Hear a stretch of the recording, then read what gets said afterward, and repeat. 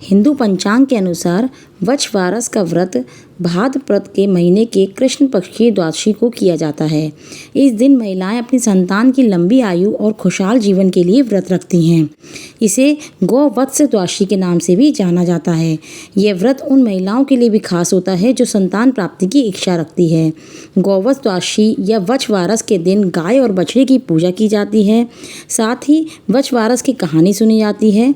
चलिए कहानी शुरू करते हैं। एक साहूकार था जिसके 7 बेटे थे।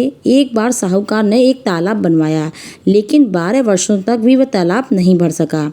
इससे परेशान होकर साहूकार कुछ विद्वान पंडितों के पास गए। तब उसने पूछा कि इतने दिन हो गए, मेरा तालाब क्यों नहीं भरता है। तब पंडितों ने कहा कि तुम्हें तुम्हारे बड़े बेटे या बड़े पोते की बलि देनी होगी, तब ये तालाब भरेगा। साहूकार ने पंडित की बात मानकर अपनी बड़ी बहू को पियर भेज दिया और साहूकार की बड़ी बहू हमेशा वछवारस का व्रत करती थी। बड़ी बहू को पियर जाने के बाद साहूकार ने अपने बड़े पोते की बलि चढ़ा दी।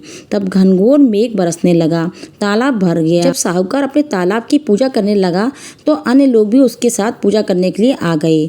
जाते समय साहूकार ने अपनी दासी से कह गया था कि गेनुला और धनुला यानी कि चने और मोठ बना लियो। साहूकार के गाय के बच्चे का नाम भी गेनुला और धानुला था। उस दासी ने गाय के बच्चे को ही गेनुला और धानुला समझकर ही पका दिया। साहूकार और साहूकारनी गाजे बाजे के साथ तालाब पूजने लगे।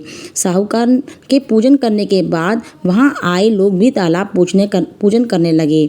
उसी समय जिस पोते को बलि दी थी वह वहां गोबर में लिपटा हुआ मिला। आकर कहने लगा कि मैं भी तालाब में कूदूंगा।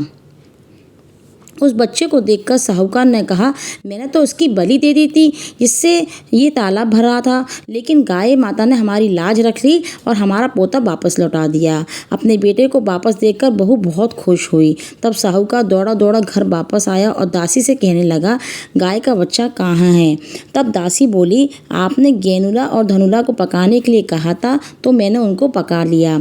यह सुनते ही साहूकार क्रोधित हो उठा और अपनी दासी से कहने लगा, अरे पापिन, तूने ये क्या अनर्थ कर दिया। अभी हम एक पाप उतार के आए थे और तूने पहले ही दूसरा पाप हमारे ऊपर लगा दिया। साहूकार अपना सिर पकड़कर बैठ गया। साहूकार और साहूकारनी सोचने लगे कि अब गाय आएगी तो हम उसे क्या जवाब देंगे। साहूकार ने एक हांडी में गाय के बच्चे को डालकर गड्ढे में दबा दिया। जब शाम को जंगल से गाय वापस घर आई तो अपने बच्चे को ना पाकर चिल्लाने लगी और गड्ढे में दबी हुई हड्डियों को खोदने लगी। जब गाय ने अपनी हांडी को खोदकर निकाला तो उसमें बछड़ा निकला। तब साहूकार को पता लगा कि वह बछड़े को देखने के लिए गया तो उसने देखा कि बछड़ा तो अपनी माँ यानी गाय का दूध पीने में व्यस्त था।